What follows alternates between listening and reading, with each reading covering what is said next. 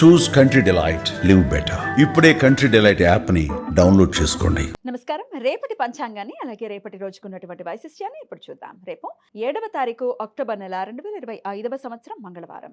శ్రీ విశ్వావసు నామ సంవత్సరం దక్షిణాయనం శరత్ ఋతువు. రేపు ఆశ్వయుజ మాస పూర్ణిమ తిథి ఉదయం 9:16 వరకు, తదుపరి బహుళపక్ష పాడ్యమి తిథి రాత్రి 5:53 వరకు. రేవతి నక్షత్రం రాత్రి 1:28 వరకు, తదుపరి అశ్విని నక్షత్రం. ధ్రువం యోగం ఉదయం 9:31 వరకు, వ్యాఘాత యోగం రాత్రి 5:35 వరకు, తదుపరి హర్షణ యోగం. భవకరణం ఉదయం 9:16 వరకు, బాలవకరణం సాయంత్రం 7:36 వరకు, కౌలవకరణం రాత్రి 5:53 వరకు ఉంటాయి. సూర్యుడు కన్యా రాశిలో హస్త నక్షత్రం 3వ పాదంలో పగలు 11:08 వరకు, తదుపరి హస్త నక్షత్రం 4వ పాదంలో సంచరిస్తాడు. చంద్రుడు మీన రాశిలో రాత్రి 1:28 వరకు, తదుపరి మేష రాశిలో సంచరిస్తాడు.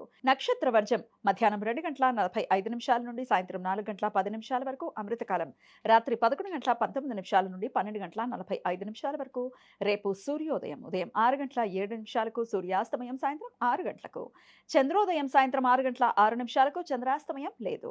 అభిజిత్ ముహూర్తం పగలు 11:40 నుండి మధ్యాహ్నం 12:28 వరకు, దుర్ముహూర్తం ఉదయం 8:30 నుండి 9:18 వరకు, మరలా రాత్రి 10:51 నుండి 11:40 వరకు.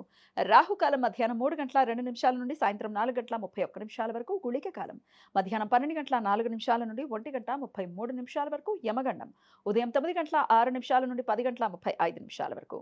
రేపు ఆశ్వయుజ పూర్ణిమ వ్రతం. సంవత్సరంలో వచ్చే అన్ని పూర్ణిమ తిథి రోజులలో భక్తులు ఉపవాసం ఉండి రమా సహిత సత్యనారాయణ స్వామి వ్రతం ఆచరిస్తారు. రేపు మహర్షి వాల్మీకి జయంతి. రామాయణ మహాకావ్యాన్ని సంస్కృతంలో మొదటిసారిగా రాసిన కవి మహర్షి వాల్మీకి ఆది కవి అనే బిరుదు ఉంది. రేపు మీరాబాయి జయంతి. మీరాబాయి 1498లో రాజస్థాన్లో రాజ్కోట్ యువరాణిగా జన్మించారు. శ్రీకృష్ణుడికి పరమ భక్తురాలుగా మారి అనేక కీర్తనలు రచించారు. 49 సంవత్సరాల వయసులో శ్రీకృష్ణులో ఐక్యం అయ్యారు అని భక్తుల విశ్వాసం. రేపు ఇష్టి. వైష్ణవులు ఇవాళ ఉపవాసం ఉండి రేపు ఇష్టి రోజు యజ్ఞం చేస్తారు.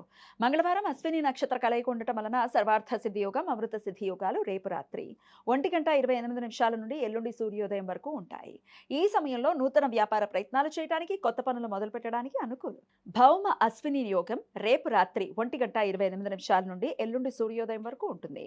మృత్యు భయం కంటే భయంకరమైన మహామృత్యు భయం నుండి బయటపడటానికి భక్తులు ఈ సమయంలో దేవి అథర్వ శీర్ష పారాయణ చేస్తారు.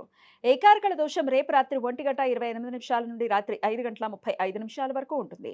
వ్యాఘాత యోగం జరుగుతున్న సమయంలో రవిగ్రహం హస్త నక్షత్రంలోనూ చంద్రుడు అశ్విని నక్షత్రంలోనూ ఉన్నప్పుడు ఈ దోషం ఏర్పడుతుంది. ఈ దోష సమయంలో ఎటువంటి శుభకార్యాలు చేయడానికి అనుకూలం కాదు.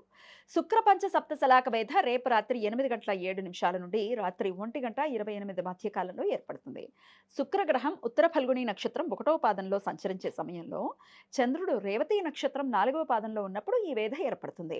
ఈ వేధ సమయంలో ఎటువంటి శుభకార్యాలు చేయడానికి అనుకూలం కాదు. ఈ సమాచారాన్ని మనకందించిన వారు మేడికొండూరు విశ్వనాథ్ ప్రసాద్ గారు. ఆయనకు కృతజ్ఞతలు తెలియజేస్తూ లక్ష్మీనారాయణుల స్మరణతో సమస్త సన్మంగళాని భవంతు. నమస్కారం.